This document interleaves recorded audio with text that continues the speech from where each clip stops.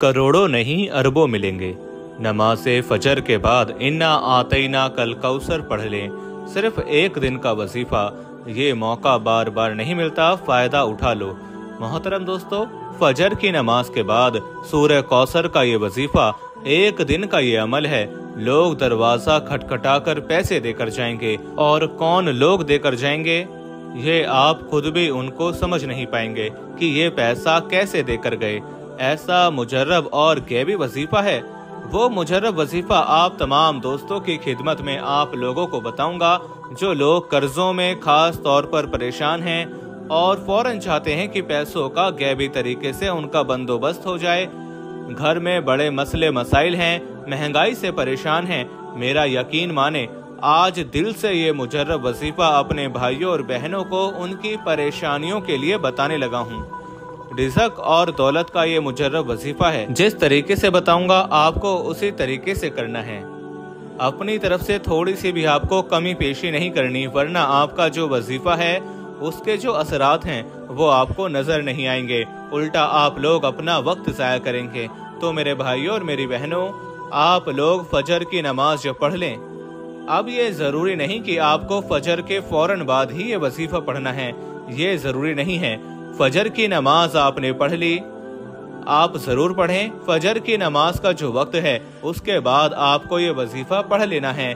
किसी भी वक्त पढ़ सकते हैं। पूरा दिन आपके पास वक्त मौजूद है। आप चाहें तो जानमाज पर बैठे बैठे पढ़ लें, चाहे तो पलंग पर बैठकर पढ़ लें। जब भी आप लोग ये वीडियो देखें, किसी भी वक्त वीडियो देखें, जब भी आप किसी भी दिन, ये नहीं कि आप लोग आज वीडियो देख रहे हैं तो आज ही ये अमल करना है। किसी भी दिन जब आप फजर की नमाज अदा कर लें, सुकून से आप ये वजीफा पढ़ लें। घर में पढ़ सकते हैं, जहां कहीं मौजूद हों। आप मस्जिद में हैं तो वहां नमाज के बाद ये वजीफा पढ़ सकते हैं।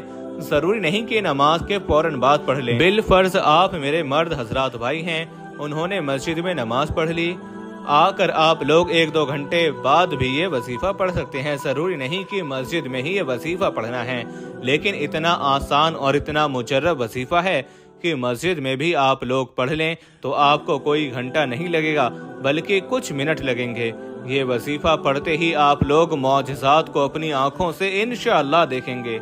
लेकिन मेरे भाइयों और मेरी बहनों, एक मेरी बात आप लोग बड़ी तवज्जो से समझ लें कि आप लोगों की जो शिकायत हैं कि हम जब भी वजीफा पढ़ते हैं तो वो वजीफा असर क्यों नहीं करता, आज मैं आपको बहुत ही खास बात बताने लगा हूँ कि आपका वजीफा असर क्यों नहीं कर रहा। कुछ भाई बहन कहते हैं कि ना हम नमाज छोड़ते हैं ना कोई वजीफा। ऐसा नहीं कि हम ना पढ़ते हों, हर वक्त नमाज के बाद भी वजीफा पढ़ते हैं, सुबह भी वजीफा, शाम भी वजीफा। तो मेरे भाइयों और मेरी बहनों, आप लोगों की सबसे बड़ी गलती यही है, आप लोग एक दिन में एक से ज्यादा वज़ाइफ हरगिज़ ना पढ़ें।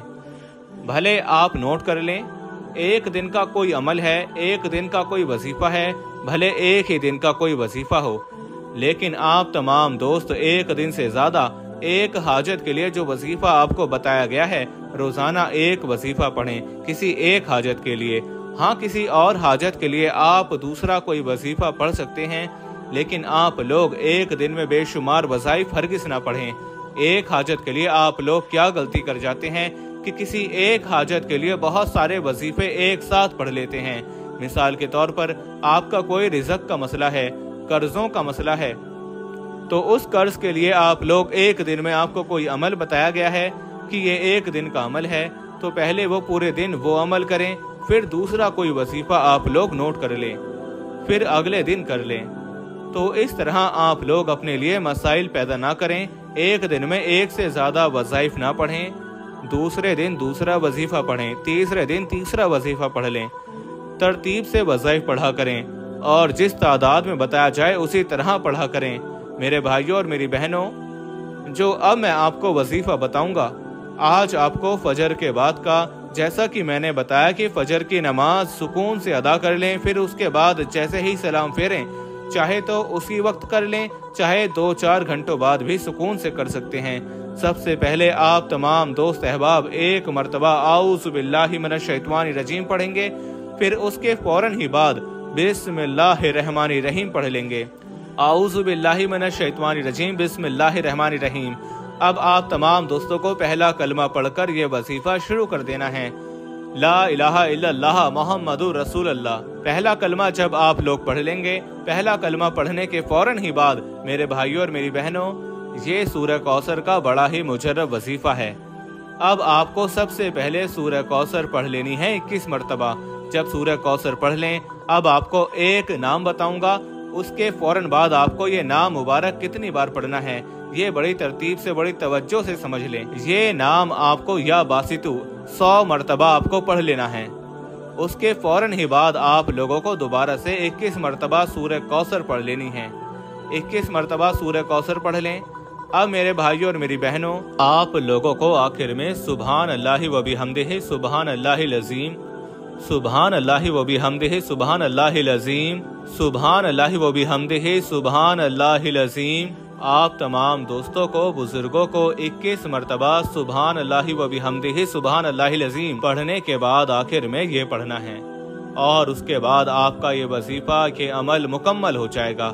اس کے بعد اپنے ہاتھوں کو جس طرح دعا کے لیے اٹھاتے ہیں اسی طرح اٹھا لیجیے گا، دونوں ہاتھوں پر پھونک مار کر دم کر لیجیے گا، یعنی دونوں ہاتھوں پر پھونک مار کے اپنے چہرے پر پھیر لیجیے گا، میرے بھائی اور میری بہنیں دونوں۔ اور اس کے بعد ہاتھ اٹھا کر اللہ پاک سے دعا مانگ لیجیے گا، جو آپ کی حاجتیں ہیں، 10 حاجتیں ہیں یا 100 حاجتیں ہیں، ان کے لیے اللہ پاک سے دعا مانگ لیجیے گا۔ محترم دوستو، دعا ایسی عظیم عبادت ہے کہ ہمارا رب ہماری دل کی سرگوشی بھی سن لیتا ہے، عبادت کی تڑپ کو قبول فرماتا ہے، اس کے لیے الگ سے وقت بھی نہیں نکالنا پڑتا۔ یہ عبادت کچن ہو یا بچوں کے معاملات، شوہر کا انتظار ہو یا مہمان نوازی، آپ رب سے مخاطب ہوتے ہیں اور وہ آپ سے بات کرتا ہے، آپ کے سوالوں کا جواب دیتا ہے۔ رب کریم فرماتا ہے، اور تمہارے رب نے فرمایا، مجھ سے دعا کرو میں تمہاری دعا قبول کروں گا۔ بے شک وہ جو میری عبادت سے تکبر کرتے ہیں ان قریب ذلیل ہو کر جہنم میں جائیں گے۔ عموماً مانگنے والے لوگ اچھے نہیں لگتے، مگر رب کا تو الگ ہی معاملہ ہے کہ اسے مانگنے والے پسند ہے، حتیٰ کہ چھوٹی سے چھوٹی ضرورت کے لیے بھی رب کریم کو پسند ہے کہ اس کا بندہ اس سے مانگے۔ حدیث میں تو جوتے کے تسمے تک اس سے مانگنے کی ترکیب موجود ہے۔ دوستو، آخر میں دعا ہے کہ اللہ تعالی ہم سب کا حامی و ناصر ہو، اللہ تعالی آپ سب کو خوش اور آباد رکھے، آمین اللہم آمین۔ السلام علیکم ورحمۃ اللہ وبرکاتہ۔